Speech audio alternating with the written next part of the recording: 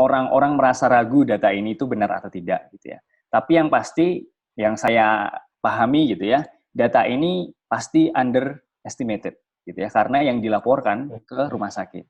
Thank you Nadia, thank you semuanya juga yang udah hadir di sini, udah cukup banyak ya.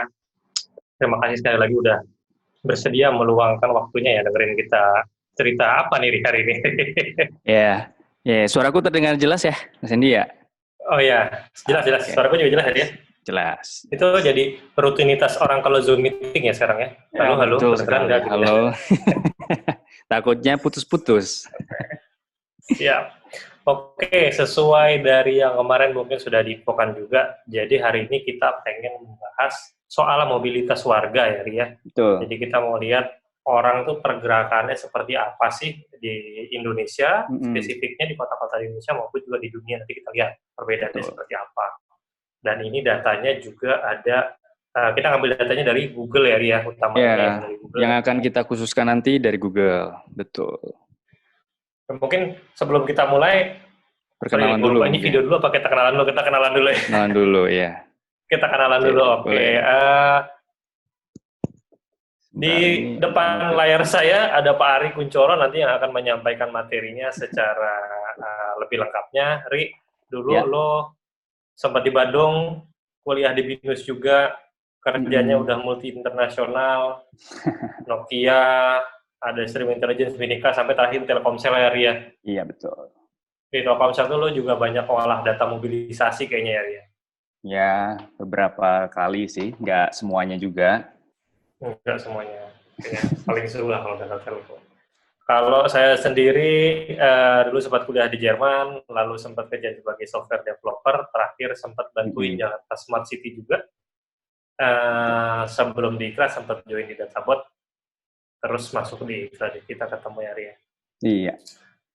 Ketemu. Oke, langsung aja kalau ada yang mau, kalau mau kenal lebih lanjut sama kita berdua, boleh lihat ya LinkedIn-nya. Ya, silakan. Oh ya, di IKRA, gue sebagai Chief Product Officer, Ari sebagai Head of Analytics Center of Excellence-nya IKRA ya, Ria? Iya. Intinya semua kepintarannya IKRA itu sebenarnya ada di kepalanya Ari. Oke lah, boleh lah. Juga boleh. Oke, di-add aja LinkedIn-nya ya, ntar kita ngobrol-ngobrol. Silahkan add ya. Nah, sebelum kita mulai, katanya lo punya video nih, Ri. Ya, ini video yang sudah saya compile untuk bisa lebih menginspirasi atau lebih merasakan situasi yang ada di dunia ini sekarang, gitu ya.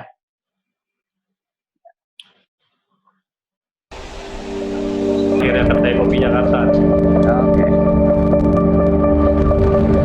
Di mall juga, yang sering ke mall, tahu banget nih. Ini bukan lo yang ngambil gambarnya kan, Ri ya? Bukan sih. Akhirnya ada YouTube. Jadi ada channelnya gitu tadi di depan aku kasih. Oke.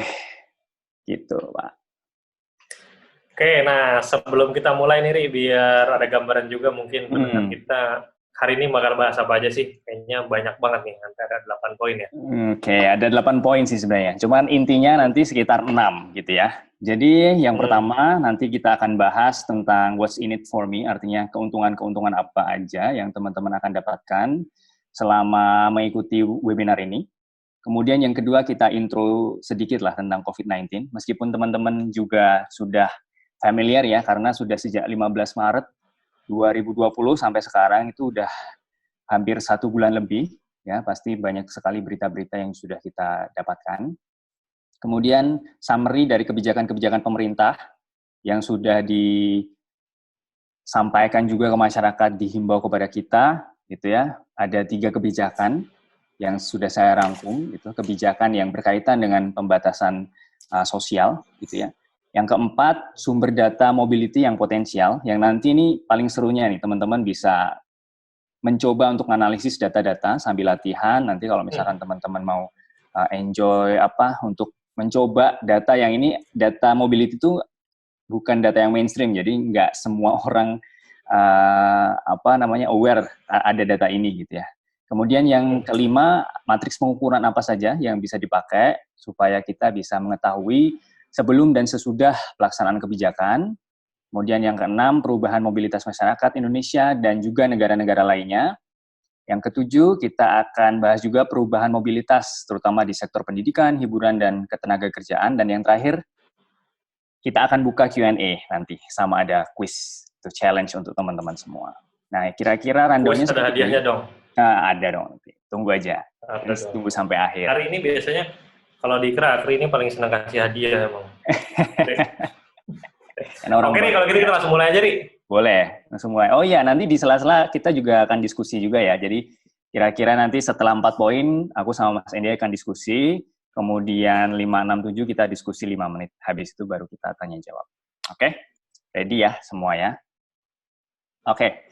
What's in it for us? Keuntungannya apa aja sih buat kita ngikut webinar ini? Aku udah mendaftar ada 4 hal gitu ya. Yang pertama, kita bisa memahami kenapa sih kita perlu mematuhi physical distancing. Ini hal yang sangat-sangat sering dibahas gitu ya, apalagi di media. Tetapi apabila kita lebih mengerti dan memahami, nanti juga kita akan bisa sadar kepada diri kita sendiri dan juga memberikan pemahaman itu kepada orang-orang yang kita sayangi ya di sekitar kita. Kemudian yang kedua, kita bisa memahami bagaimana perubahan mobilitas masyarakat Indonesia selama pandemi ini. Kemudian yang ketiga, kita bisa membandingkan perubahan mobilitas Indonesia versus beberapa negara yang lain. Saya sudah memilih beberapa negara yang bisa disandingkan ya, meskipun ada beberapa literatur yang menyebutkan bahwa tidak serta-merta ini bisa langsung dibandingkan. Jadi kita harus pilih-pilih juga negara-negara mana yang mesti kita bisa bandingkan dengan Indonesia. Yang keempat, kita bisa memahami perubahan mobilitas di sektor pendidikan, ketenagakerjaan, dan hiburan. Ya, jadi ada 4 hal ini yang mudah-mudahan nanti bisa kita ambil untuk kita beres webinar ini, gitu ya. Oke, sebelum kita masuk ke mobility data atau pembahasan analisis tentang hal tersebut, kita kenal dulu dengan COVID-19. Background-nya ini ya. COVID-19 itu pertama kali emerge di Wuhan, China, di bulan Desember 2019. Maka dari itu, COVID itu kan singkatan dari Coronavirus Disease. 19 itu kan nomor sesuai dengan tahun ya, tahun 2019. Itu startnya di bulan Desember dan kemungkinan besar juga bisa sebelum bulan Desember, gitu ya. Dan it was suspected ini penyakit originated atau diawali di sebuah market atau pasar, di mana pasar tersebut menjual beberapa hewan-hewan eksotis. Dan diduga kuat bahwa hewan yang menularkan itu yang pertama kali memiliki virus ini adalah kelelawar. Kemudian kira-kira 2 bulan berikutnya, 2-3 bulan berikutnya, Indonesia reported COVID-19 positif. Itu pada tanggal 2 Maret 2020. Di sini juga saya sudah clippingkan di salah satu koran The Jakarta Post, koran online kalau gitu ya, gitu saya nyebutnya. Clipping ya? Clipping boleh lah ya. Zaman saya masih ada clipping disuruh itu sama guru saya gitu kan. Terus ada 2 orang yang langsung jadi bahan berita yang cukup breaking news gitu ya. Jadi ada 1 ibu dan 1 anak. Oke. Dan pada saat ini sekarang kan tanggal 23 April 2020 gitu ya. Per update kemarin, berdasarkan sumber data dari BNPB, teman-teman bisa lihat di covid19.bnpb.go.id, itu ada 7.418 total cases kumulatif ini ya, total cases kumulatif. Di mana 635 meninggal dan 913 sudah dinyatakan sembuh. Seperti yang kita ketahui, banyak sekali terjadi simpang siur atau hal-hal yang orang-orang merasa ragu data ini itu benar atau tidak gitu ya. Tapi yang pasti yang saya pahami gitu ya, data ini pasti underestimated gitu ya, karena yang dilaporkan ke rumah sakit. Teman-teman kalau nanti bisa baca-baca berita juga, itu di sebuah media gitu ya, mereka menyebutkan bahwa data orang meninggal di DKI Jakarta khususnya itu meningkat lebih dari 100%. Biasanya 2.000-an per bulan, sekarang udah 4.000. Gitu ya. Jadi perlu dipahami juga kemungkinan besar data ini memang underestimated. Oke, sekarang kita mau memahami terlebih dahulu kenapa sih kita perlu melakukan physical distancing. Teman-teman mudah-mudahan sering juga ya mendengar istilah flatten the curve gitu ya. Di sini kita menyajikan dua buah jenis kurva. Kurvanya itu yang pertama yang warna merah, ini yang rapid curve atau penyebarannya cepat gitu ya. Sedangkan yang kuning ini yang penyebarannya lambat. Di sini terlihat di x-aksis atau sumbu horizontal itu menyatakan waktu. Waktu dari pertama kali dia terinfeksi, satu pasien terinfeksi positif, kemudian semakin ke kanan itu ke present atau sekarang. Sedangkan yang y-aksis atau sumbu vertikalnya itu menyatakan number of people infected. Tapi dalam hal ini saya langsung kasih tahu bahwa di sini aktif ya. Maksudnya aktif itu artinya kalau dia yang sudah sembuh dan yang sudah meninggal itu tidak dihitung lagi di sini. Kemudian ada satu lagi, teman-teman perhatikan ada garis putus-putus di sini. Ini menyatakan healthcare capacity, gitu ya. Healthcare capacity di Indonesia pastinya di seluruh dunia juga ya, semua negara pasti terbatas, gitu ya. Tidak mungkin satu bed khusus satu orang, gitu ya, untuk melayani dia apabila sakit. Gitu ya. Jadi kita mesti melakukan physical distancing supaya apa? Supaya penyebarannya lebih lambat, gitu ya. Supaya nanti healthcare capacity itu bisa menangani orang-orang yang memang nantinya benar-benar positif, gitu ya. Kalau kita melihat yang rapid curve, itu kan ada batas atasnya ya, di bagian sini ya, di bagian atas ini. Itu menandakan orang-orang yang berada di sini itu tidak dapat tertangani dengan baik. Gitu ya. Seperti yang terjadi kalau kita dengar atau kita baca dari berita-berita itu saya lihat di Ekuador, kemudian di Italia sampai mengorbankan beberapa pasien-pasien yang memang angka harapan hidupnya rendah, jadi mereka tidak dapat tertangani.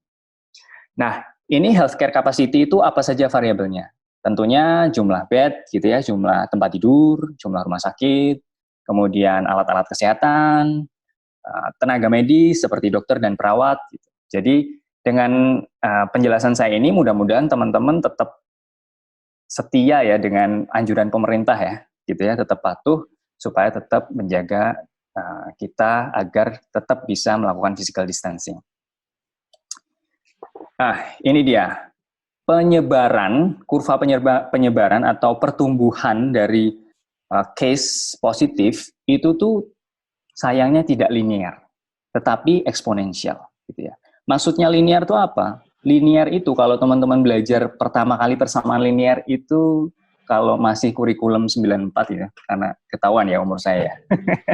Itu kita pernah ya mendengar atau belajar tentang simbol persamaan matematika, persamaan garis ya. Misalkan Y sama dengan X plus 10 gitu Mas Andi.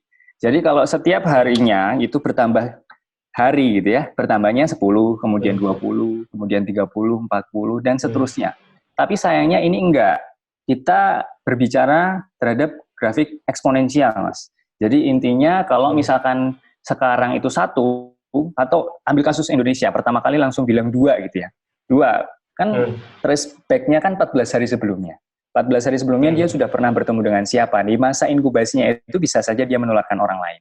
Jadi apabila dia bertemu at least 1 orang aja atau 2 orang aja, dia bisa menyebarkan ke beberapa orang. Apabila ambil rata-rata 1 orang bisa menyebarkan ke 2, kemudian 1 orang lagi bisa menyebarkan ke 2 gitu, akan kurvanya menjadi eksponensial gitu ya. Y sama dengan X pangkatnya nggak tahu.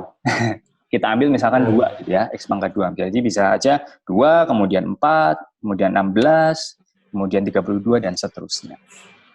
Kemudian di sini saya juga menampilkan natural S-curve. Nah, ini natural S-curve ini sumbu Y-nya agak berbeda ya. Sumbu Y-nya ini sebenarnya bukan number of active patients ya, tetapi number of cumulative patients. Jadi orang-orang yang memang dia pernah terinfeksi, regardless dia sudah meninggal atau sudah sembuh, itu kurvanya kurang lebih akan menjadi natural S-curve. Nah ini seperti yang terjadi di Cina saat ini, walaupun saya juga masih sanksi juga apakah memang mereka saat ini menutup diri datanya keluar gitu, tapi saya yakin juga yang di kalau yang South Korea itu juga sudah hampir mirip seperti ini ya, natural S-curve.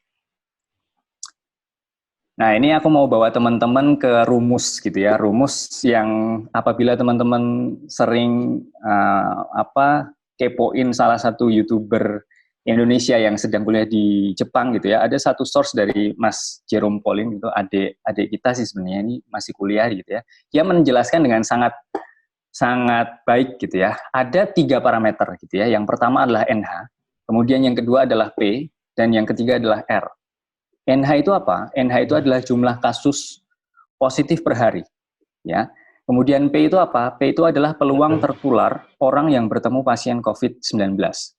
Jadi kita misalkan ketemu sama seseorang, nah seseorang itu dilalahnya misalkan dia positif itu, jadi peluang kita tertular itu juga bisa dihitung dari antara 0 sampai dengan 1. Kemudian R itu jumlah rata-rata orang yang bertemu pasien COVID-19. Nah, maksudnya apa sih di sini? Kalau yang jumlah rata-rata orang yang bertemu pasien COVID-19 ini artinya kalau semakin kita sering berkumpul, ya, kemudian ada 1 atau 2 orang di antaranya dari 100 orang yang berkumpul itu, misalkan dia pasien COVID-19 dan dia tidak tahu sebelumnya atau asimptomatik, dia bisa saja menularkan ke orang lain. Dan apabila jumlahnya makin banyak, tentunya peluang untuk jumlah kasus perharinya juga makin banyak. Seperti kita ketahui bahwa proses penularannya kan kalau dari sisi medis itu melalui droplet ya, melalui apabila kita berdekatan gitu ya. Makanya juga ada beberapa waktu lalu kita mesti melakukan jaga jarak gitu ya, 1 meter atau sampai 2 meter. Nah, kita lihat di sini ada rumus delta NH. Delta NH itu apa? Delta itu kalau teman-teman dulu belajar fisika ya atau di lambang matematika, delta itu kan perubahan ya. Perubahan dilambangkan dengan delta. Delta NH sama dengan NH dikali R, kali P. Nah, sedangkan NH plus 1 itu pastinya NH itu sendiri ya, ditambah delta NH. Apabila delta NH ini kita masukkan ke dalam rumus, itu jadinya NH plus 1 sama dengan NH plus NH kali R kali P. Nah, NH plus 1 itu apa? NH plus 1 itu adalah jumlah total orang positif di hari berikutnya. Gitu ya. Sedangkan NH yang hari ini, ya, sedangkan yang NH kali R kali P itu deltanya, pertambahan kasus per hari. Nah nanti teman-teman kalau ada kertas boleh ya, pegang pensil sama oret-oret gitu. Nanti ini bisa jadi bahan kita sebagai pemahaman kita nanti memahami data perubahan mobilitas, karena nantinya akan berhubungan juga nih terhadap salah satu dari variabel ini, entah itu P atau R, gitu ya. Kemudian ini kan baru penurunan rumus NH plus 1, Mas Andi. Nanti kita akan ada lagi penurunan yang selanjutnya. Apabila saya faktorkan di sini ya, NH plus 1 saya masukkan ke dalam satu faktor gitu, 1 plus RP dikurung kemudian dikalikan NH. Nah, ini merupakan rumus yang H plus 1. Kemudian apabila NH plus 2, nah ini langsung ajaib nih masuk ke sini. Kalau saya terlalu lama menurunkan rumus, nanti akan sedikit lama, mungkin butuh 2 jam gitu ya kita di webinar ini. Jadi langsung saja saya masukkan sini, 1 plus RP, terus dikurung, dikuadratkan NH. Nah, kemudian ini yang H plus X, ya hari ke X, itu seperti ini. Sekarang, kalau saya hitung-hitung tadi, tanggal 2 Maret itu, let's say itu benar-benar hari pertama, kita mendapatkan kasus pertama gitu ya. Sekarang tanggal 23 April, kalau sudah saya hitung tuh ini tuh hari ke-52. Berarti X-nya diganti 52 gitu ya. Jadi nanti teman-teman bisa hitung sendiri, apabila R-nya, let's say kita ada jumlah rata-rata orang yang bertemu pasien COVID-19 tuh misalkan 50 gitu ya, P-nya 0,01, teman-teman bisa lihat sendiri nanti X-nya apabila sekian. Oke. Kemudian ini kita langsung ke kebijakan-kebijakan pemerintah, Mas Endi. Ada 3 jenis kebijakan pemerintah terkait dengan mobility ini ya, pembatasan pergerakan kita. Sebenarnya pemerintah Indonesia itu sudah melakukan larangan terbang dari dan ke negara-negara berdampak COVID-19. Itu pada tanggal 5 Februari 2020 sudah mulai berlaku, gitu ya, kecuali ke Makau dan Hong Kong. Nanti saya akan klipingkan juga beberapa artikel, gitu ya. Kemudian yang ini masih ingat ya, kita mesti stay at home. Saya waktu itu ingat juga, Mas Endi kan bilang di email supaya teman-teman IKRA sendiri juga karyawan harus kerja di rumah aja. Kalau ada komputer di kantor, kita mesti bawa ke rumah gitu kan ya. Jadi tanggal 15 Maret itu saya ingat hari Minggu, itu Presiden menghimbau masyarakat untuk stay at home. Dan yang terakhir ada pembatasan sosial berskala besar, di mana ini tidak nasional ya, tetapi bahkan sampai saat ini pun ada beberapa daerah yang memang belum PSBB. Tetapi di Jakarta sendiri sudah mulai 10 April 2020. Nah ini secara nasional ke pemerintah daerah ya. Betul sekali. Nah ini untuk clipping dari salah satu media gitu ya, bahwa larangan terbang ke Cina ini berlaku mulai dari Rabu 5 Februari 2020 gitu ya. Larangan tidak termasuk penerbangan ke Hong Kong dan Macau hingga batas waktu yang akan ditentukan kemudian. Sedangkan yang himbauan Presiden di rumah aja itu tanggal 15 Maret, saatnya kita kerja dari rumah, belajar dari rumah, dan ibadah dari rumah gitu ya. Kemudian yang pembatasan sosial berskala besar, ini saya ambil yang lebih lokal gitu ya, karena kita tinggal di DKI. Mungkin ada beberapa teman yang berada di luar DKI, mungkin bisa sharing juga nanti apakah sedang PSBB atau tidak gitu ya. Gubernur DKI Jakarta, Pak Anies Baswedan, sudah menaikkan peraturan gubernur nomor 33 tahun 2020 gitu ya, tentang PSBB. Dan mulai berlaku hari Jumat tanggal 10 April 2020. Oke, sampai di sini kita masuk ke topik sumber data yang potensial. Sebenarnya saya terinspirasi juga sama ketika dulu bekerja dengan menggunakan data mobility. Tetapi pada prakteknya data mobility ini sangat sensitif, sehingga mesti ada satu perusahaan atau suatu company yang mau dengan rela untuk mengolahnya, data itu diolah, sehingga terkumpullah data yang bentuknya sudah agregasi, let's say itu wilayah misalkan per kecamatan atau per kabupaten, sehingga bisa dipakai untuk para pengambil kebijakan supaya kebijakan mereka itu berdasarkan data yang lebih valid gitu ya. Nah, ini sumber-sumber data yang ada, syukurnya baru minggu-minggu kemarin sih keluar, terutama yang untuk Indonesia sampai ke level provinsi, itu dari Google gitu ya, yang paling lengkap. Kemudian yang kedua ada Apple, tapi hanya sampai level country kalau untuk Indonesia. Sedangkan yang lainnya itu seperti perusahaan telekomunikasi itu memang belum terbuka secara luas gitu ya. Mereka juga belum sampai sebegitunya mengeluarkan report seperti yang teman-teman nanti bisa hands on juga. Kemudian ada satu lagi data yang dari flight tracker. Nah ini agak sedikit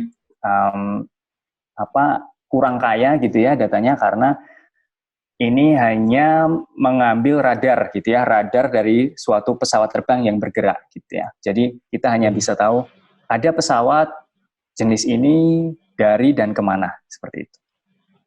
Jadi di sini kalau saya bagi dua gitu ya, ada public data report dari Google, ini teman-teman bisa cek, kemudian dari Apple, kemudian Kaggle. Nah Kaggle ini mengagregasi dari Google dan Apple-nya juga. Jadi teman-teman nggak usah repot-repot untuk mengambil data yang lebih raw gitu ya. Sebelum 5 April saya ingat sekali saya ngecek data Google itu masih dalam bentuk PDF. Jadi ada salah seorang yang baik hati gitu ya, dia mengupload di Kaggle CSV dari ekstrakan PDF-nya yang dari Google. Namun sekarang Google sendiri sudah mengeluarkan yang bentuknya CSV, jadi lebih analyst friendly gitu ya. Kemudian yang public, tapi kita harus bayar gitu ya, subscribe untuk flight tracker dari flightradar24.com, tapi tidak akan kita bahas di sini. Sedangkan yang not public, few people might access gitu ya, jadi location data from cellular operators sama beberapa mainstream apps gitu. Jadi misalkan ada aplikasi yang memiliki pelanggan lebih dari jutaan orang, itu sebenarnya bisa juga dipakai untuk melakukan, let's say, membuat scorecard boards gitu ya, supaya nanti pengambil kebijakan bisa mengerti, oh wilayah yang saya pimpin ini sudah mematuhi atau kurang patuh gitu ya terhadap kebijakan yang sudah dilakukan, sudah ditetapkan gitu. Gitu. Nah ini silakan Mas Andy kalau ada pertanyaan. Tadi kita sudah belajar 4 poin ya, what's in it for me, intro to COVID-19, kebijakan pemerintah, dan juga sumber data yang potensial.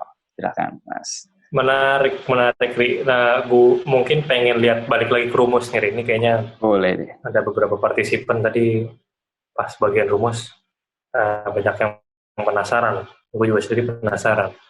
Kan tadi, kelewatan. Kan tadi dibilang bahwa ini kan mungkin untuk melihat prediksi seberapa banyak pasien gitu ya, diturunkan itu sebenarnya dilihat secara matematis saja ya, bahwa rumusnya ini ya. Jadi matematis sederhana lah ya, maksudnya kan kita untuk belajar juga. Jadi sebenarnya ada P sama ada R. Jadi faktornya hanya 2 itu ya, Ria.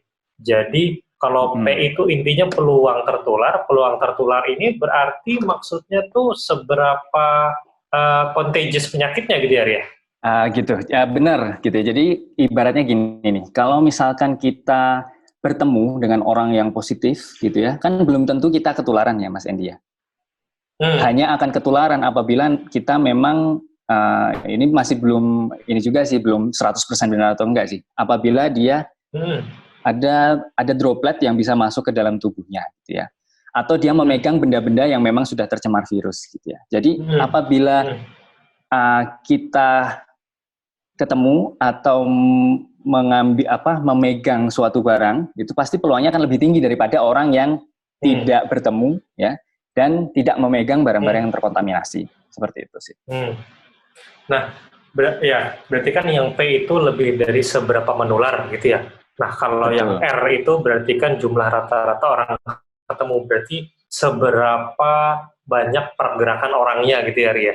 Ya, seberapa sering orang itu bisa berkumpul dan saling encounter satu sama lain. Ketemu lah satu sama lain gitu kan. Betul. Nah, berarti kan dari rumus ini dan ngelihat tadi paparannya Ari soal kebijakan-kebijakan yang diambil pemerintah, berarti kan memang pemerintah memang yang lebih bisa mungkin mencegah faktor dari R-nya daripada dari P-nya. Karena kalau dari P-nya kan menurunkan seberapa menular penyakitnya kan agak susah ya, karena itu kan klinis ya. Itu lebih ke klinis, betul. Tapi kalau dari sisi pemerintah kan bisa mencegah orang tidak terlalu banyak ketemu satu sama lain, lebih bisa itu daripada harus menurunkan seberapa menular penyakitnya gitu ya. Jadi pendekatannya lebih dari yang operasional daripada yang klinis gitu ya ibaratnya ya. Betul. Jadi kalau aku boleh nambahin juga ya, ketika kita bicara tentang P, itu tuh kita apabila menurunkan P itu gimana sih caranya gitu ya? Ya dengan himbauan pemerintah juga sih sebenarnya, mereka sudah menghimbau kita untuk tetap cuci tangan, ya. Selain cuci tangan itu menggunakan masker, itu kan mengurangi peluang tertular orang yang bertemu pasien. Sedangkan kalau R itu yang social distancing, yang dulunya bilang itu social distancing, tapi sekarang diubah jadi physical distancing kan? Karena kita sendiri walaupun ketemu secara online, kita masih tetap bersosialisasi ya nggak? Gitu sih. Gitu ya maksudnya ya? Iya. Oke. Gue baru nggak, kalau itu gue baru nggak. Menarik. Lucu juga gitu, maksudnya selama ini kalau buat saya sendiri kan, ya mendengar berita, saya bisa dibilang overwhelmed lari sama berita tentang corona ya. Banyak banget semua punya pendapat apa-apa. Cuman begitu dilihat secara matematik, ternyata turunnya ke rumus yang 2 faktor ini, itu kayak baru, ternyata memang semua pendekatan pemerintah atau siapapun itu memang merujuknya ke rumus ini gitu ya, bisa dibilang ya. Ya ini ilmu epidemiologi gitu ya. Jadi ada seorang ahli yang waktu itu juga sering kerjasama dengan Ikra kan, Pak Syahrizal juga. Ya memang kalau wabah ya bisa dimodelkan dengan secara matematis, tapi banyak faktor juga yang menentukan ya, selain P dan R ini harusnya masih ada lagi sih Mas, gitu, selain itu. Masih banyak lagi ya, cuma mungkin ini 2 yang utama kali ya. Ya, betul. Menarik. Terus Ri, mungkin gue nanya satu lagi sebelum kita lanjut. Tadi sumber datanya Ri, potensi data. Kan lo tadi banyak bilang kan, satu ini yang kita punya sekarang ya dari Google sama Apple gitu ya. Terus lo bilang juga tadi sebenarnya data telco itu juga berpotensi besar, tapi memang secara sensitivitas tinggi gitu ya. Nah, pertanyaan gue, ada nggak sih data yang bisa kita kita sebagai warga gitu ya, bisa kasih sumbangsi data apa nggak sih buat membantu untuk memprediksi gitu misalnya? Sebenarnya kita bisa mencontoh US gitu ya. Jadi nanti juga akan saya jelaskan sih Mas Endi, di slide selanjutnya. Itu ada satu perusahaan gitu, dia mengolah data, tapi berdasarkan orang-orang yang mau merelakan nomornya itu bisa diolah gitu ya. Jadi mereka mendaftarkan nomor handphonenya, kemudian mendaftarkan emailnya juga, kemudian terkumpullah sekitar 3,5 juta orang dari sekitar 300 atau 400 juta ya. Sekarang berapa populasi penduduk Amerika ya? Itu mereka merelakan datanya untuk bisa diolah sehingga nanti akan keluar scoreboard dari masing-masing wilayah. Gitu. Mestinya itu bisa dilakukan juga. Dan nanti matriksnya beda-beda. Sebagai sampling. Sebagai sampling dari data. Oh, menarik. Ini baru kerasa nih ilmu statistika sebenarnya kalau gini-gini kepake banget. Iya. Oke, Ri, lanjut Ri. Oke, mungkin ada banyak yang penasaran juga di lanjutannya. Oke, sekarang kita masuk ke matriks pengukuran gitu. Masih ada hubungannya juga dengan apa yang tadi saya sudah sampaikan gitu ya. Kita mau bicara tentang yang nantinya akan kita bahas ya, hari Jumat terutama ya. Kita akan pakai data Google Maps ini.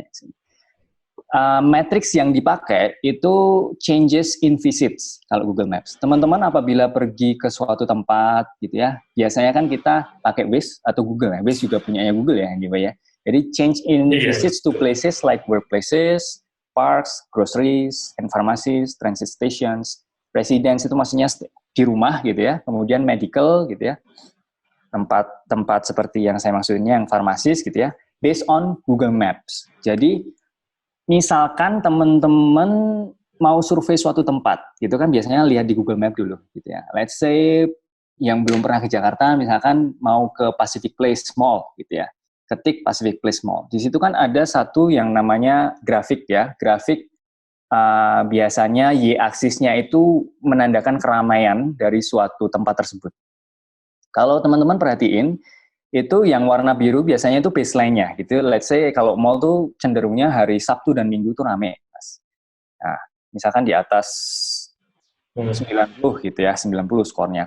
Kemudian yang Senin sampai Jumat itu di bawah 50. Tetapi sekarang karena adanya kebijakan itu, ya, kebijakan PSBB atau stay at home, tentunya change-nya akan menurun gitu ya ke tempat-tempat tersebut. Nah, itu yang diukur gitu ya, matriks itu yang diukur. Sedangkan kalau yang Apple Maps itu berbeda gitu ya. Kalau di Indonesia sendiri hanya dapat 2 matriks gitu ya. Perubahan request atau route request orang jalan kaki sama route request orang yang nyetir gitu ya. Yang saya ingat nggak banyak kok pengguna Apple gitu ya di Indonesia. Jadi hanya kira-kira kalau saya lihat di survei-survei itu angkanya sekitar 10% saja. Jadi makanya nanti tidak akan kita pakai di sini. Hanya sebagai pengayaan aja, nanti saya akan perlihatkan.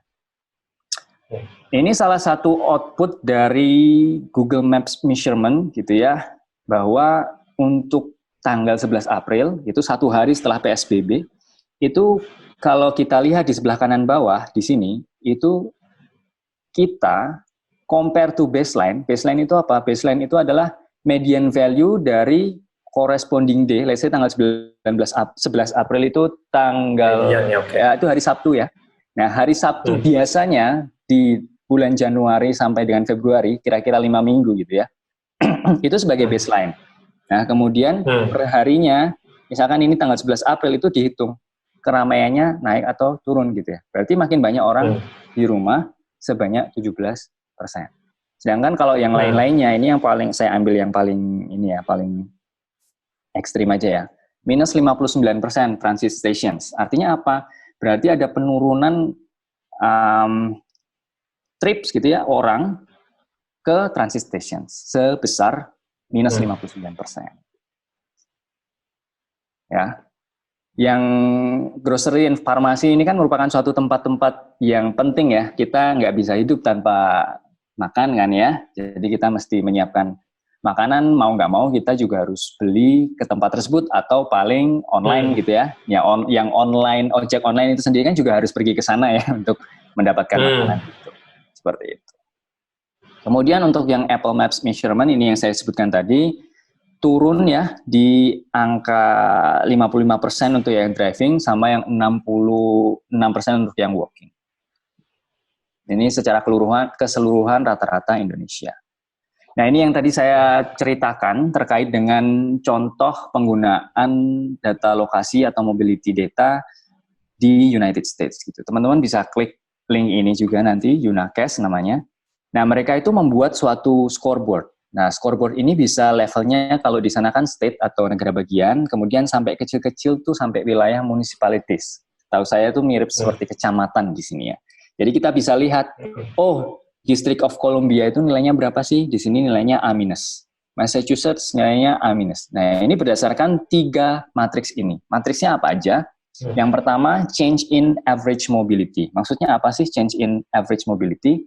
Biasanya kalau saya kerja sebelum masa pandemi ini, itu kan dari rumah ke kantor itu membutuhkan jarak menempuh jarak kira-kira 20 km perginya aja.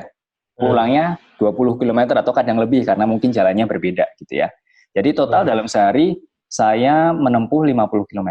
Tetapi karena ada PSBB atau physical distancing ini yang memaksa kita untuk di rumah, berarti bisa saja 0 gitu kalau saya nggak kemana-mana. Atau mungkin saya pergi ke pasar beli sayur gitu ya, mungkin hanya 1 kilometer. Jadi ada change in average mobility untuk kolektif orang yang memang berada di situ. Kemudian yang kedua, change in non-essential visits. Non-essential visits itu seperti apa ya? Pergi ke mall, gitu ya, rekreasi, itu termasuk yang non-essential visits. Yang esensial ya pergi yang saya sebutkan tadi, yang ke groceries, kemudian ke apotek, dan lain sebagainya. Kemudian yang ketiga ini yang menarik nih, Mas. Jadi ada satu parameter yang mereka akhirnya bikin lagi gitu ya, karena mereka meragukan kevalitan ini apabila nanti mereka terapkan ke suatu tempat yang sepi, yang di desa-desa seperti itu ya. Kan cenderungannya baseline di desa itu kan juga rendah ya, average change in non-essential visit sama change in average mobility gitu ya. Jadi di sini ada satu matriks yaitu different in encounter density. Maksudnya apa? Dalam suatu luas tertentu, suatu wilayah, peluang orang itu bisa bertemu dan minimal 1 jam itu berapa sih? Berapa lama sih? Nah, nanti bisa dilihat detailnya di sini. Namun saya nggak akan terlalu deep ya untuk menjelaskan ini. Toh juga kita nggak akan mainan data ini, gitu ya, besok. Ya. Jadi data ini mereka sudah menghimpun dari 3,5 juta volunteer yang memberikan konsen untuk bisa dianalisis data-data mereka terkait data lokasi dan waktunya mereka saat ini berada. Seperti itu. Nah, ini teman-teman bisa visit di sini untuk melihat scoreboard. Nah, untuk versi Amerika. Oke, sekarang kita mau lihat analisis data-datanya. Ini waktu sudah menunjukkan jam 4.45 ya. Singkat saja gitu ya, tapi paling enggak mudah-mudahan bisa memberikan insight ya buat teman-teman semua, bahwa untuk perubahan mobilitas masyarakat Indonesia sendiri itu seperti ini. Ini pernah juga saya keluarkan di LinkedIn ya waktu itu. Akhirnya saya dapat grafik seperti ini. Ini teman-teman kalau bisa lihat di sini nih, ini di garis ini itu tanggal 15 Maret yang di sini. Artinya ketika Presiden sudah memberikan suatu himbauan kepada kita agar tetap stay at home, masyarakat Indonesia mulai stay at home juga gitu ya. Dan perubahannya ya antara 10-20% di sini. Ini warna biru Tosca ini menyatakan residensial. Kemudian yang turun tapi tetap yang pertama di antara yang turun gitu ya, itu grocery and pharmacy. Jadi make sense ya teman-teman, kalau misalkan ada beberapa orang yang memang tidak bisa pergi, tidak bisa stay at home, mereka tetap harus bekerja, ya memang mereka di antara orang-orang yang di luar ini ya, di luar orang yang turun di sini. Tapi mereka tetap pergi ke tempat kerja atau tempat-tempat yang lainnya, seperti itu. Nah, ini ada satu spike di sini, tanggal 25 Maret. Nah, saya yakin teman-teman mungkin ada yang ingat ini apa, hari apa? Hari Raya Nyepi ya. Itu di teman-teman bisa lihat juga nanti di Provinsi Bali pastinya akan turun drastis. Nantinya saya bisa perlihatkan juga ke teman-teman. Dan ini ada spike juga di tanggal 10 April, sehari sebelum PSBB itu Good Friday. Gitu ya. Jadi orang-orang memang libur gitu ya. Jadi mereka tanggal merah ya di situ ya. Tanggal merah istilahnya, betul. Jadi data ini nggak serta-merta ini kevalitannya seperti apa. Nah, ini kita bisa cerita ya terhadap data yang sudah kita lihat. Nah, ini bisa dilihat juga untuk DKI Jakarta kurang lebih sama ya. polanya mirip dengan yang Indonesia tadi. Lalu yang di Jawa Barat juga kurang lebih mirip, ya. 20% ya, cenderung lebih banyak ya, lebih banyak sedikit dibandingkan dengan yang rata-rata Indonesia. Kemudian Banten ini juga mirip ya, 20%-an untuk yang residensial. Tapi ini transit station turun drastis ya, Mas Andi. Karena mungkin memang hanya sedikit ya, transit station di Provinsi Banten. Jawa Tengah juga tidak jauh berbeda, Jawa Timur ya kurang lebih sama, dan ini mulai turunnya juga sama tanggal 15 Maret. DIY ini juga sama gitu ya.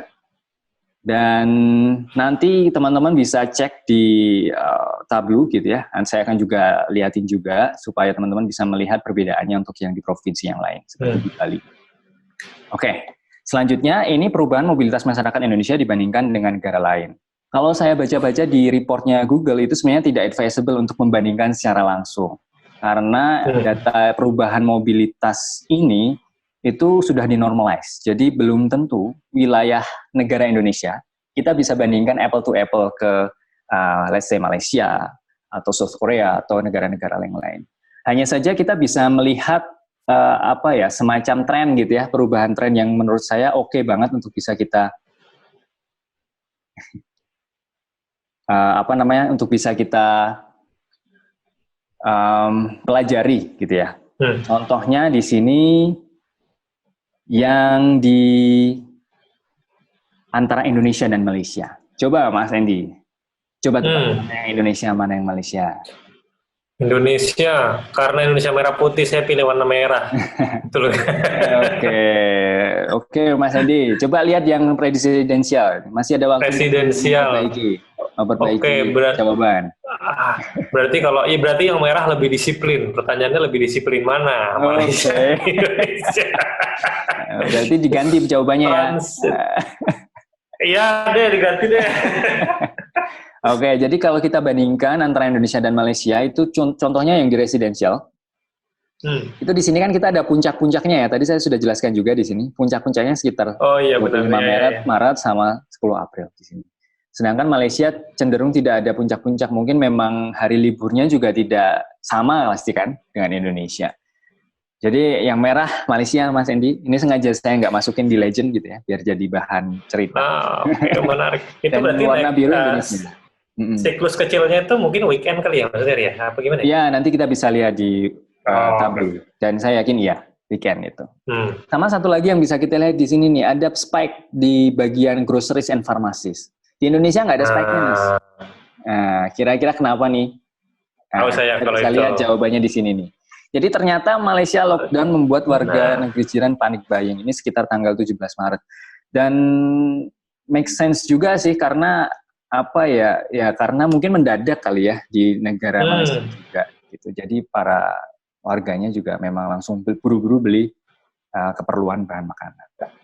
Tapi habis itu karena ada lagi. Gitu. Oke, lalu ini United States. Nah, ini United States juga mirip-mirip dengan Indonesia nih, kecuali yang groceries and pharmacies. Ini panik buying juga itu ya. Ya, teman-teman sempat baca berita bahwa di sana pada borong toilet paper ya. Kalau orang Amerika di toilet itu kan nggak ada pidetnya gitu. Di Indonesia kan ada gitu kan. Kalau di sana nggak ada, jadi pada borong toilet paper untuk persediaan. Nah, ini dia salah satu link yang saya ambil gitu ya. Jadi mereka botol minum sama ya. Botol minum juga, dan ya seperti itulah. Ya. Saya nggak bisa berkata-kata lagi. Kemudian India. Nah, India ini kalau saya baca-baca juga di beberapa media mereka langsung melakukan lockdown itu benar-benar tidak ada seperti yang dilakukan Indonesia. Kalau di Indonesia kan turun gitu, habis itu PSBB, stay at home. Betul. Tapi di sana langsung lockdown. Karena kita kan pelan-pelan ya, sosialisasi dari masyarakat, dari pemerintahan juga pelan-pelan ya. Betul. Di sana langsung lockdown, Mas. Jebret gitu. Kira-kira tanggal 25 Maret gitu ya. Nah, ini dia. India will be under complete lockdown for 24 days gitu. Harusnya sekarang sudah selesai, tapi saya belum cek lagi seperti apa. Kemudian ini South Korea. Nah, ini menarik juga, Mas Andy. South Korea itu kalau kamu perhatikan di sini sebelah kanan, itu mobility changes-nya itu jauh biasa-biasa aja rata-rata ya. biasa-biasa aja 10% gitu. Tapi sudah mulai sejak akhir Februari gitu. Nah, ini kira-kira menurut Mas Hendy kenapa tuh? Karena dia lebih early kali ya kenanya ya. Maksudnya atau ya dia lebih cepat gitu dalam melakukan physical distancing mungkin. Ya, kalau misalkan dibilang mereka melakukan physical distancing, iya. Hanya saja kan mereka tetap, kalau budaya orang Korea, kalau teman-teman yang wanita-wanita sering nonton drama Korea, itu kan orang-orang Korea itu cenderung lebih higienis. Artinya mereka sangat peduli. Kecantikan sama kegantengan aja dipeduliin ya, apalagi kebersihan gitu ya. Dan cenderungnya memang demikian. Maka dari itu kemungkinan besar mereka itu bukan menurunkan R ya yang jadi sorotan, tapi juga P-nya itu sendiri gitu ya yang kemarin saya coba. Atau mungkin karena di sana juga sudah termasuk lumayan sudah individualis juga kali ya, maksudnya. Saya nggak tahu sih, belum pernah ke Korea Selatan juga. Ini Korea Selatan kan kita ngomongin ya, bukan Utara ya? Nggak ada data Korea Utara, Mas. Cina pun nggak ada di sini nanti kalau teman-teman. Oke. Gitu. Jadi yang praktis yang mereka merupakan pengguna Google. Gitu. Oke. Sedangkan yang lainnya misalnya kalau lihat creation ya lumayan ya orang Korea. Turun tapi terus ini sampai April 11 ya, berarti baru sampai lalu ya. Ya. Dia malah udah perlahan kembali menuju baseline ya, Ria? Perlahan ke situ, betul. Ya, terkonfirmasi juga dari beritanya sebenarnya bahwa mereka sekarang kan sudah mulai melonggarkan aturan dan lain sebagainya. Menarik. Seru ya kalau ngeliat. Nah, ini dia nih ada case yang disebutkan tadi ya. Yang saya sebutkan tadi bahwa yang warna orange ini mirip-mirip seperti S curve ya. Atau sigmoid gitu kan. Kurvanya sigmoid. Ya gitu. Sedangkan yang warna ungu ini ya yang sakit, yang aktif sakit gitu ya. Kemudian yang biru ini yang recovered seperti itu. Dan angkanya kalau dilihat dari sini mencapai 10 ribuan ya yang tercatat. Gitu. Kemudian di South Korea kan setahu saya mereka juga kan salah satu produsen handphone yang sangat terkenal ya. Ada Samsung, ada LG, jadi penduduk-penduduknya juga memang bangga terhadap produk-produk mereka. Sehingga otomatis nih antara perusahaan lokalnya mereka sama pemerintah juga saling bekerja sama untuk tetap membuat pandemi ini tetap dikendalikan juga sama teknologi seperti itu. Jadi mereka diharapkan atau dihimbau, bahkan diwajibkan menurut saya untuk install app supaya nanti mereka memberikan konsen itu, ya nantinya bisa dipakai untuk pemerintah menentukan kebijakan. Nah ini yang terakhir saya ambil Italia. Italia kan negara setelah Cina yang berdampak luar biasa, agak sedikit ya parah gitu ya. Di mereka terlihat di sini waktunya juga lebih cepat gitu ya. Mereka melaksanakan lockdown juga lebih cepat. Kemudian mereka sempat ada spike juga di sini grocery farmasi di akhir bulan Februari, tetapi mereka masih tetap sesuai baseline, jadi baru turun nih di awal-awal Maret. Gitu. Seperti itu. Menarik. Italia berarti kalau dilihat dari datanya dia lumayan jauh dari baseline ya untuk mobility-nya ya. Tapi dampaknya lumayan besar juga ya, maksudnya jumlah positif dan juga meninggal dan sebagainya. Betul. Bisa saja juga karena terlambat, Mas. Kan karena misalkan kita nggak ada apa-apa nih awal-awal nih, selama 14 hari masa inkubasi, tiba-tiba langsung naik aja laporan gitu. Nah, ini dia salah satu referensi kapan sih mereka melakukan lockdown. Awalnya tanggal 21 Februari hanya untuk salah satu provinsi dengan 11 kecamatan di sana gitu, 50.000 orang. Tapi habis itu meluas sampai ke semuanya atau national lockdown. Oke, ini yang terakhir nih. Sebenarnya ini saya mau menghubungkan dengan dampak terhadap kehidupan kita gitu ya. Apalagi teman-teman sendiri yang sudah memiliki keluarga gitu ya, anak itu pastinya merasakan ya, terutama sektor pendidikan, anak yang punya anak yang usia sekolah gitu, pastinya belajarnya di rumah. Bahkan mereka nonton Betul. TVRI ya tiap pagi gitu ya. Benar. Tapi nggak tahu kenapa kalau anak saya kurang begitu suka gitu ya dengan tayangan tersebut, sukanya Nick Junior gitu ya. Tapi paling nggak kita tetap memberikan dia kegiatan gitu ya, kegiatan entah itu belajar hitung gitu ya. Jadi semua bahkan sampai level mahasiswa pun juga belajar seperti kita ini ya, pakai Zoom atau pakai Google. Kemudian sektor ketenagakerjaan tentunya tipe-tipe pekerjaan yang bersifat krusial atau penting seperti bidang kesehatan, yang teman-teman yang bekerja di bidang groceries, tempat-tempat penjualan bahan makanan, mereka masih harus tetap bekerja gitu ya. Yang lainnya disarankan untuk tetap bekerja dari rumah.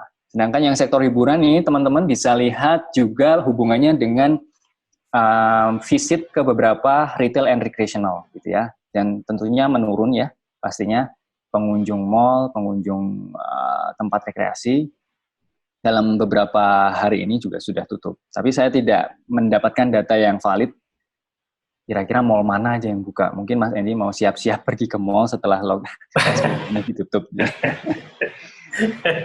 Kapan ya? Gue juga kadang bertanya-tanya kapan ya gue kembali ke mall. Gitu. Nah, itu 7 hal sudah saya sampaikan, 7 poin. Nanti teman-teman Q&A dulu ini mestinya. Q&A. Boleh. Silahkan. Q&A ini udah ada beberapa ngantri nih, Ri. Ada dari, mungkin saya langsung ngajuin 2 pertanyaan ya, karena kita waktunya udah dekat. 2 pertanyaan ada dari Mas Firman, nanya, Ri. Cuma mungkin minta tolong dijelasin lagi cara nyari baseline itu seperti apa tadi. Oke, cara nyari baseline-nya. Oke, sebentar. Saya mau pakai tulisan. Itu satu dulu. Oke, silahkan yang kedua. Yang kedua ada dari Firman juga sama. Nanya cara dapetin angka dari variabel P dan R-nya seperti apa? P dan R, cara mendapatkan Gimana angka caranya? P dan R. Oke, saya jawab dulu ya. Yang pertama. Ini saya mau pakai handphone. Bentar ya, untuk ngejelasin yang pertama. Oke.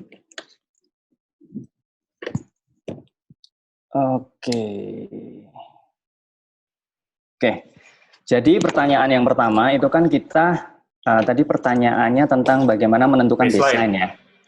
Nah, baseline yang dicantumkan di report mobile-nya Google itu mereka mencantumkan bahwa baseline-nya adalah merupakan median value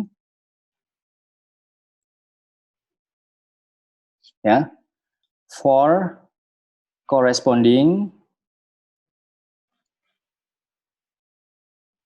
the day of the week.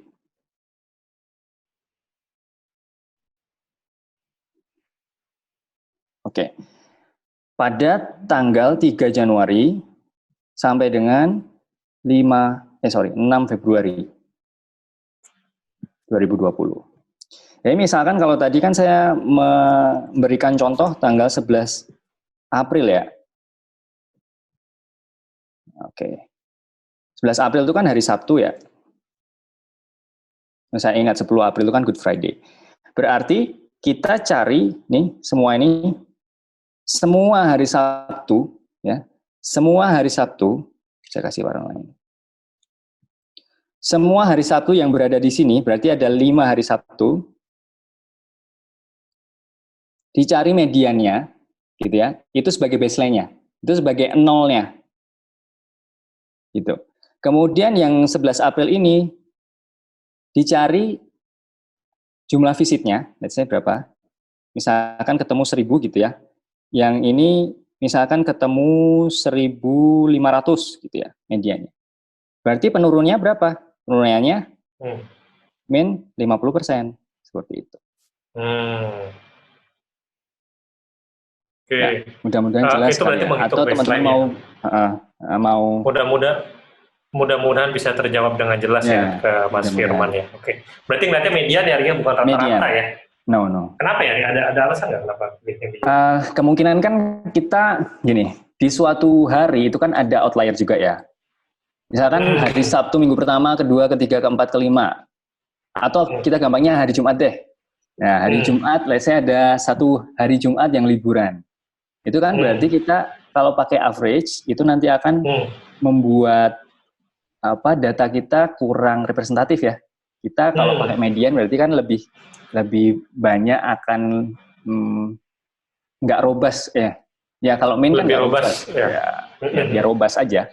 Seperti biar kalau kita biar nggak terlalu terganggu sama anomali gitu ya. Exactly, maksudnya gitu. Tadi aku mau nyontohin tentang ini sih, median umur di dalam kelas playgroup gitu ya. Kan ada satu orang yang umurnya 40 tahun sebagai gurunya, yang sisanya itu umur misalkan 4 tahun gitu. Ada 10 anak gitu ya, usia 4 tahun. Sama satu guru 40 tahun. Kalau kita pakai average nggak representatif.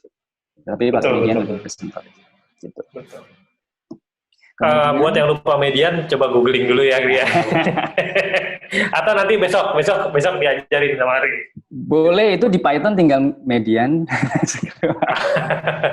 Oke, Ri, ada satu pertanyaan lagi nih, Ri. Dari... Yang tadi belum terjawab, toh? Oh iya, lupa. P dan R-nya ya? P dan R dapat dari mana, betul? P dan R dapat dari mana? Oke. Nah, sebenarnya ini penelitian, kalau teman-teman matematik itu kan memodelkan ya. P dan R. Gitu kan. P dan R, P itu kan peluang. Peluang itu nilainya 0 sampai 1. Sedangkan R itu kan jumlah orang ya. Nah, ini nilainya bisa 1, 2, 3, 4, 5 gitu ya. Sejauh yang saya tahu, kita belum bisa menentukan nilainya berapa, tetapi kita bisa geser-geser. Tahu nggak? Jadi, justru dengan adanya variabel yang kita dapatkan ini, ya, perubahan mobilitas orang, kita nanti bisa mengestimasi yang nilai R-nya ini. Gitu. Kalau yang saya lihat ya dari beberapa simulasi, saying misalkan P-nya kita ambil 0,01 ya. Peluang orang tertular terhadap itu let's say 0,01 terhadap penyakit. Kemudian R let's say 50 orang. Gitu ya. Kemudian tadi kita masukkan ke dalam rumus, misalkan NH plus 50 3 itu sama dengan 1 ditambah P kali R pangkat X, berarti pangkat 53 kali NH. Kalau di Indonesia 2 kan ya, hari pertamanya. Ya kan? Itu udah ketemu berapa tuh? Udah hampir, saya hitung tadi hampir 1 miliar. Gitu. Intinya sih kalau PR-nya ini turun, ya, pastinya ininya juga akan turun. Kalau PR-nya naik, sininya juga naik. Terus kalau tadi ditanya, saya balik lagi ditanya, gimana cara nentuin angkanya, Mas? Ya, simulasi berarti. Nanti bisa dikaitkan juga kalau P ini terhadap kedisiplinan masyarakat ya, kedisiplinan kesehatan. Apakah masyarakatnya menggunakan masker, atau cuci tangan, atau menggunakan desinfektan. Saya juga kurang paham juga sih terkait klinis ya. Tetapi kalau R kan kita bisa lihat dari variabel ini ya. Berarti yang variabel yang residensial, mestinya dia berbanding korelasi positif ya. Korelasinya negatif terhadap si jumlah pasien yang positif. Sedangkan kalau misalkan justru orang-orang makin banyak yang berkunjung ke tempat-tempat yang non-esensial seperti retail and recreational, tentunya akan berkorelasi naik gitu ya. Seperti itu. Kalau dia naik, berarti ikut naik. Gitu, jadi ya intinya sih nggak semudah itu menentukan angka si PR dan R-nya ya. Jadi ngelihat juga check and balance dari hasil yang sekarang yang sudah positif berapa, dan itu ibaratnya terus di-adjust gitu ya dia untuk dipakai untuk memprediksi ke depannya seperti apa. Menarik. Oke, Ri. Mudah-mudahan jelas ya Mas Firman ya. Ini ada satu pertanyaan lagi dari Muti, nih Muti dari ITB. Halo Mbak Muti. Muti bertanya, coba saya bacain ya. Boleh. Biasanya dari data mobilitas itu, apa faktor yang paling mempengaruhi? Dan apakah ada aspek yang dipertimbangkan? Maksudnya gimana? Oke, mungkin bisa dijelaskan. Boleh Mas kalau misalkan mau ngobrol. Nah, atau ditanyakan ulang, saya juga masih kurang jelas pertanyaannya. Oke, Mbak Muti mungkin kalau berkenan bisa langsung ngobrol nih sama Pak Ari nih. Mic-nya dinyalain aja, Mbak. Ya, silakan, Mbak. Soalnya kita kurang paham pertanyaannya. Halo, selamat sore. Halo. Selamat sore, Mbak Muti. Sore, kedengeran. Sebelumnya perkenalkan Pak, saya mahasiswi tingkat akhir planologi di ITB. Sekarang lagi ngerjain tugas akhir. Kebetulan tugas akhir saya juga ingin mengkaji gimana sih pergerakan masyarakat di Jakarta, tapi melalui data Twitter. Nah, lalu pertanyaan pertama saya itu, biasanya dari data mobilitas itu faktor apa sih yang mempengaruhi? Apakah kalau dari data yang di sini kan pakai banyak kan dari Google ya, berarti itu kan sangat ngaruh gimana orang-orang menggunakan Google itu. Berarti kan ada beberapa masyarakat juga yang tidak menggunakan Google dan itu nggak kecakup. Nah, jadi apakah faktor itu juga mempengaruhi atau kayak misalkan ada faktor lain seperti kayak banyaknya BTS di masing-masing kecamatan, jadi kayak akses ke internet juga dipertimbangkan atau kayak ada faktor lainnya. Nah, untuk pertanyaan kedua, menurut Bapak di Indonesia ini aspek apa sih Pak yang sebenarnya potensi banget jika aspek itu menggunakan data mobilitas itu sebenarnya aspek itu akan optimal seperti itu.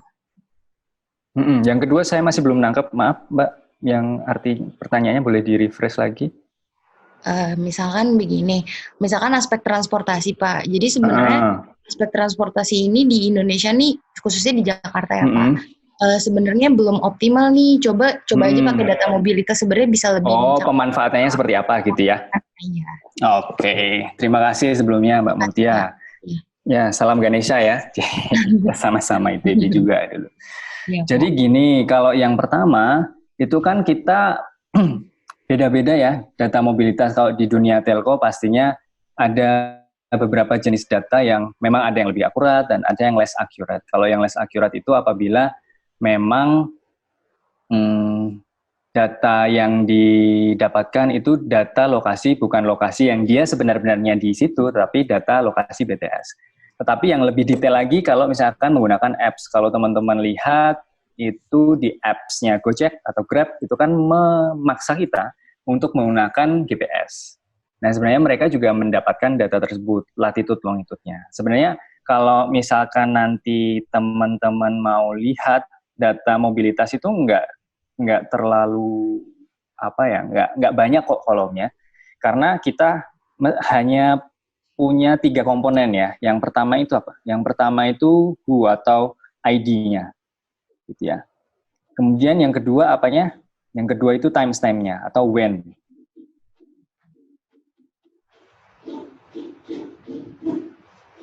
Mana yang ketiga itu where atau di mananya.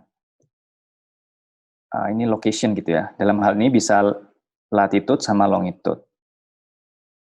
Nah, kalau di beberapa perusahaan telekomunikasi saya juga kurang paham lagi sekarang apakah sudah sampai sedetail itu. Yang jelas satu orang itu bisa mengenerate beberapa titik gitu ya. Misalkan kalau kita 1 detik aja 1 baris gitu kan ada berapa tuh jumlah barisnya kan banyak. Terus dikali pelanggannya berapa ratus juta gitu ya. Saya yakin hal ini akan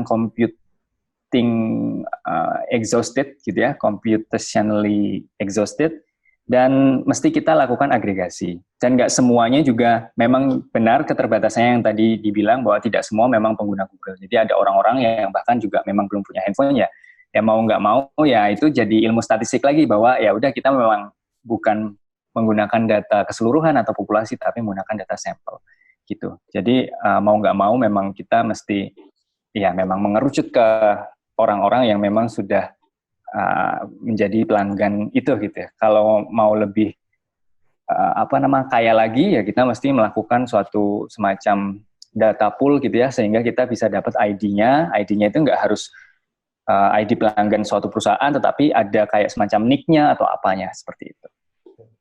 Kemudian yang kedua, apabila kita lihat transportasi Jakarta, ini kan memang ada 2 faktor ya yang menentukan ya. Yang pertama fasilitas transportasi, sama yang kedua sebenarnya kalau dari data mobility sendiri, ini harusnya Mas Endian juga bisa jawab nih, kan dulu sempat di Jakarta Smart City ya Mas ya. Di remote kan juga ada suatu semacam monitoring bahwa suatu busway itu titiknya di mana sekarang, kemudian sudah menuju ke stasiun atau bus station mana atau halte mana gitu kan.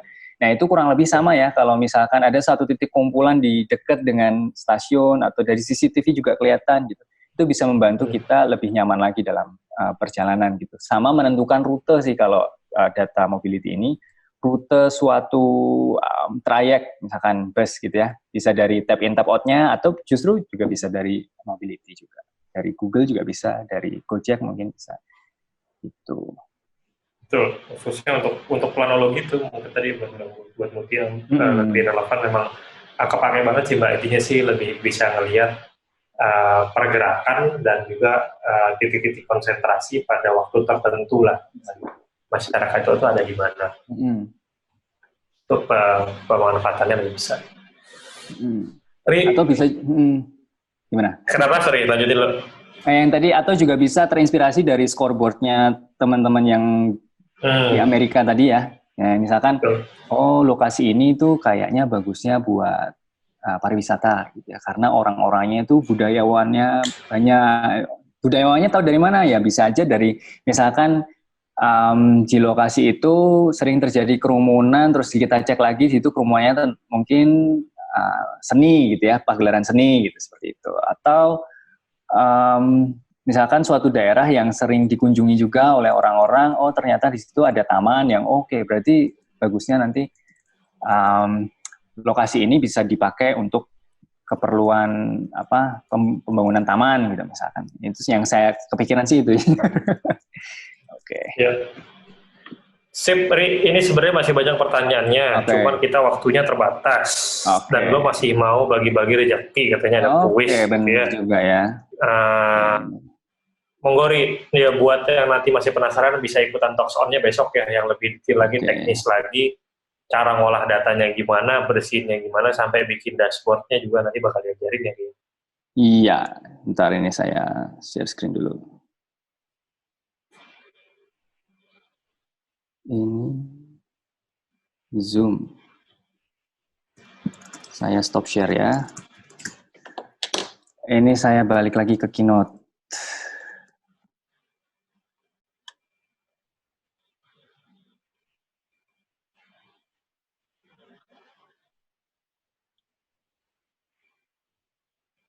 Share.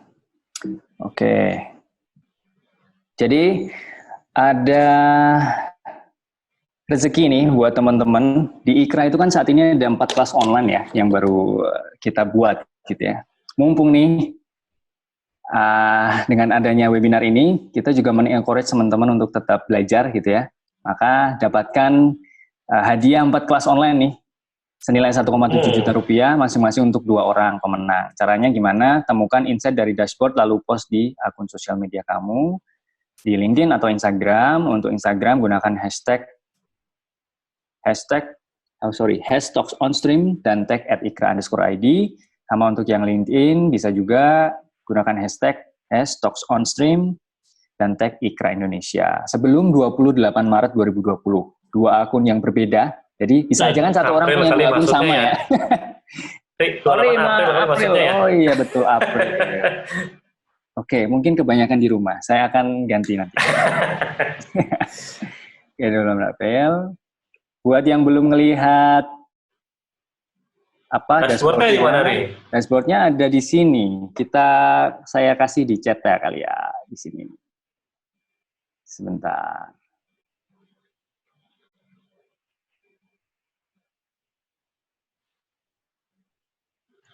Dashboardnya ini nanti besok diajarin cara bikinnya juga ya, Ria? Betul sekali. Mantap. Ya, saya kasih.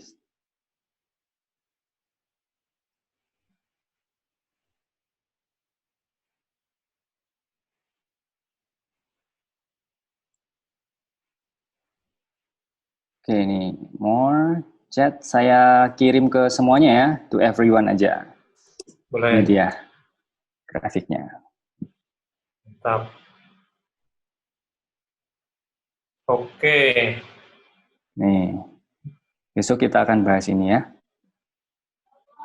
Wah, keren. Nanti yang compare by countries ini. Sip. Sip. Kalau gitu, nah mungkin sebelum kita pamit, Mas Ari bisa jelasin dikit nggak nih yang kali belum daftar nih yang buat talks on-nya besok. Ngapain aja sih Pak besok Pak? Oke, jadi besok itu kita akan hands on ke data Google ini, gitu ya. Ini. Hands on data Google ini, siapin tools, gitu ya. Tools yang disiapin cuman install Tableau Public. Kemudian ada sedikit Python sebelum Tableau Public-nya. Python-nya nanti kita nggak perlu install karena sudah kita udah sepakat kemarin pakai Google Colab, gitu ya.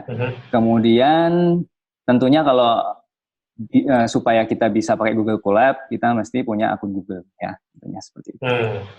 Jadi siapin aja Google Colab dan Tableau Public terinstall, terus kita akan main-main sama datanya. Dan bahkan teman-teman juga bisa lebih dari kreasi yang saya buat ini, gitu ya.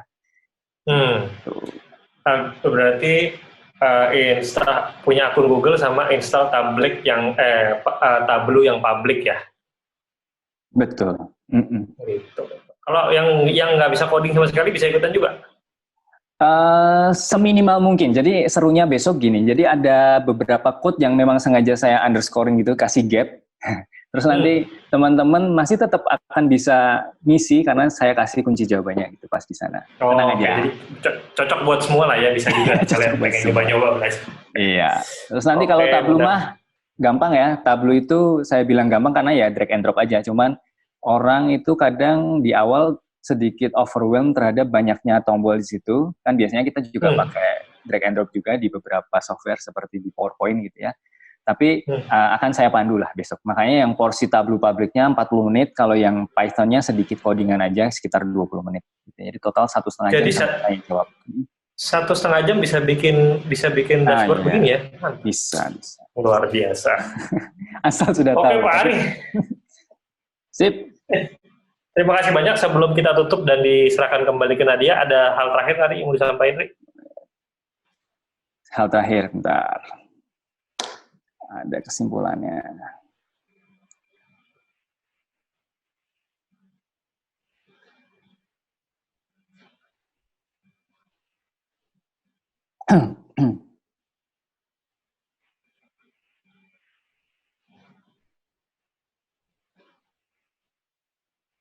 Oke, di sini yang tadi saya sudah sebutkan ya, kita siapkan toolsnya Python, Google Colab, jadi pakai akun Google aja.